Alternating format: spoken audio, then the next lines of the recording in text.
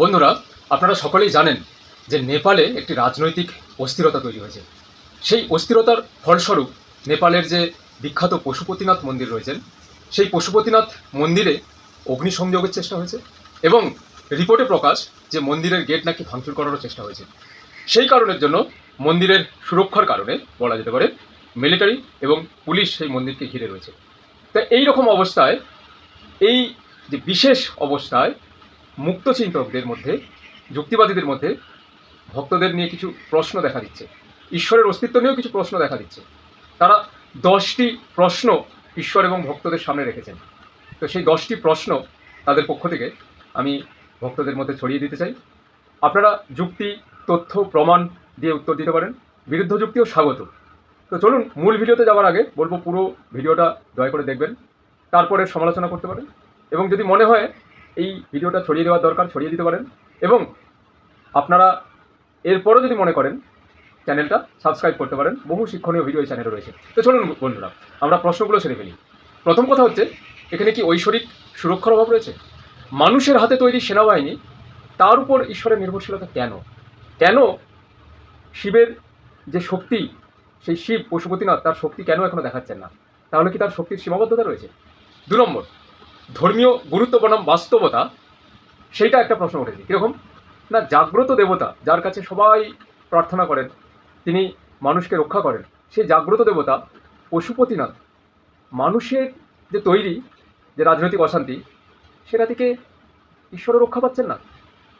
তাহলে এই যে বিষয়টা, সেটা কি ওই ধর্মীয় স্থানের গুরুত্বকে প্রশ্নবিদ্ধ করছে না? আমরা 3 নম্বর যে প্রশ্ন পেয়েছি সেটা হচ্ছে অলৌকিক হস্তক্ষেপের অনুপস্থিতি। দেখুন, পুরাণের শিব ধ্বংসকারী, এই যে মন্দির অগ্নিসংযোগ করার চেষ্টা হচ্ছে, ভাঙচুর করার চেষ্টা হচ্ছে, তাহলে এইখানে কোনো অলৌকিক শক্তির হস্তক্ষেপ হচ্ছে না কেন? কেন হস্তক্ষেপ ঘটেনি এখনো পর্যন্ত? এটা কি অলৌকিকতার অভাব, নাকি ঈশ্বরের সক্রিয় উপস্থিতির অভাব? কি মনে হচ্ছে বন্ধুরা, কেন অলৌকিক শক্তির এখানে হস্তক্ষেপ ঘটছে না? 4 নম্বর প্রশ্ন, মানুষের যে প্রচেষ্টার উপর নির্ভরশীলতা।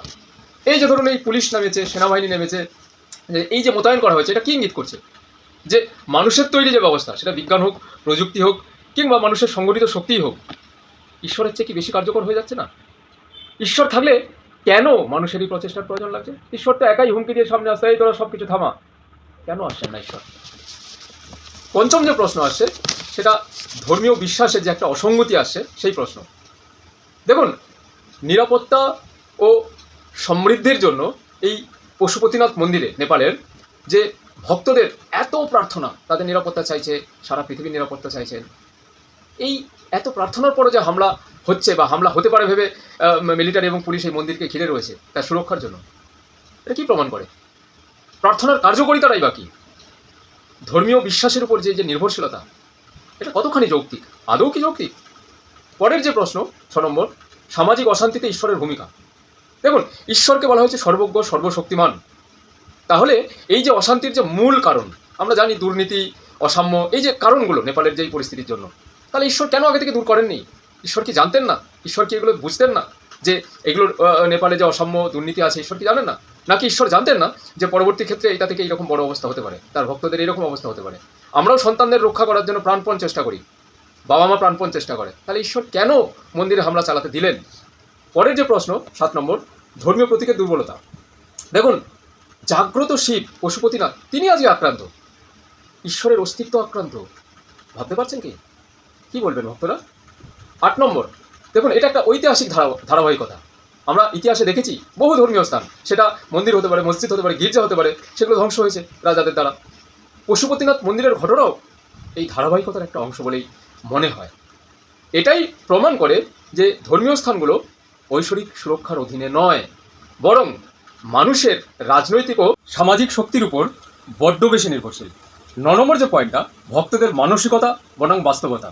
ভক্তরা বিশ্বাস করেন যে পশুপতিনাথ মন্দিরের শিব তাদের রক্ষা করবেন, অথচ আজ পশুপতিনাথ নিজেই আক্রান্ত হতে চলেছেন বা আক্রান্তর শিকার।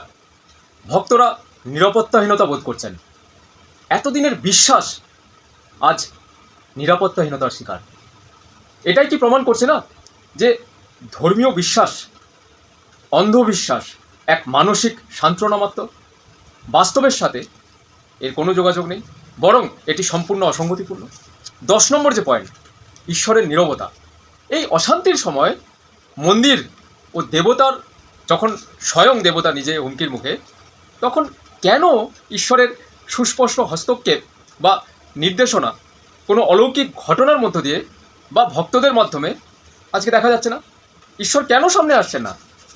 তিনি কি মানুষকে বা তার সন্তানদেরকে ভালোবাসেন না? তাদের কল্যাণের জন্য চিন্তিত নন? তাদের নিরাপত্তার দায়িত্ব কি ঈশ্বরের নন? ঈশ্বরেরই তো দায়িত্ব, কারণ ভক্তরা ঈশ্বরের উপর নির্ভর করে বসে থাকেন সব সময়। তাহলে আজকে তার এই নীরবতা তার অস্তিত্ব বা সক্রিয় ভূমিকার যে প্রশ্নের মুখে ফেলে দিচ্ছে নাকি? ভক্তরা কি বলেন? ঈশ্বর তো এখানে সাড়া দিচ্ছেন না। ভক্তরা কি বলছেন? তারা কি বলতে চাইছেন যে এটা নিছক কর্মফল মাত্র, নাকি এটা এক ধরনের লীলা? লীলা যদি হয়, কী ধরনের লীলা? যেখানে এত মানুষ বিপদের মুখে, রক্ত ঝরছে, এ কেমন পরীক্ষা ঈশ্বরের, যেখানে এত মানুষের জীবন জড়িত? তবে কি ঈশ্বর মঙ্গলময় নন, নাকি ঈশ্বরই নেই? যেখানে মানুষের উপর এত নির্ভরশীলতা, সেখানে ঈশ্বরের অস্তিত্ব যে আজকে সংকটের মুখে। যুক্তিবাদীরা, মুক্তমনারা তো আজকে প্রচুর প্রশ্ন করছেন। এই সময় তো ঈশ্বরের প্রকৃত সময় প্রকট হওয়ার, যখন মানুষ তাকে অবিশ্বাস করছেন, মানুষের আজকে যখন বড্ড বেশি প্রয়োজন, ঈশ্বর কেন দূরে সরে আসেন? কী কারণের জন্য? তিনি মঙ্গলময় নন, অথবা তিনি নিজেই নেই? তার প্রকট হওয়ার সময় তাকে প্রকট হতেই হবে। কি বলবেন ভক্তরা? আপনাদের প্রশ্নের যে প্রতীক্ষায় রয়েছে।